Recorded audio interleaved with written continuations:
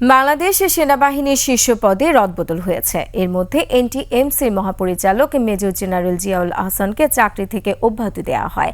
এরপরই বিমানে করে পালানোর চেষ্টা চালান তিনি। তবে বিমানবন্দরে কর্মীদের বাধার মুখে উড্ডয়নের আগ মুহূর্তে বিমান থামিয়ে আটক করা হয় তাকে। তার বিরুদ্ধে শিক্ষার্থী জনতার আন্দোলন দমনে শেখ হাসিনা সরকারকে সহায়তার অভিযোগ রয়েছে। রিপোর্ট দুলি মল্লিকের।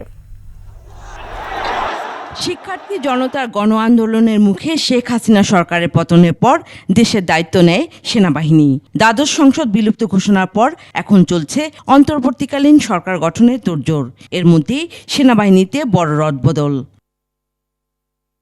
আইএসপিআরের পাঠানো বিজ্ঞপ্তিতে বলা হয়, লেফটেন্যান্ট জেনারেল সাইফুল আলম পররাষ্ট্র মন্ত্রণালয়ে, লেফটেন্যান্ট জেনারেল মুজিবুর রহমানকে GOC army training and doctrine command, lieutenant general Ahmad Tabrez Shams চৌধুরীকে সেনাবাহিনীর quartermaster general, lieutenant general Mizanur Rahman শামীমকে সেনাবাহিনীর chief of general staff, lieutenant general Mohammad Shahinul হককে কমান্ড্যান্ট এনডিসি এবং মেজর জেনারেল আসমো রিদওয়ানুর রহমানকে এনটিএমসির মহাপরিচালক হিসেবে নিয়োগ দেওয়া হয়েছে।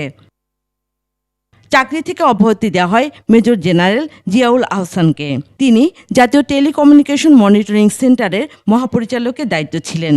তার বিরুদ্ধে শিক্ষার্থীদের আন্দোলন দমনে শেখ হাসিনা সরকারকে সহায়তার অভিযোগ রয়েছে।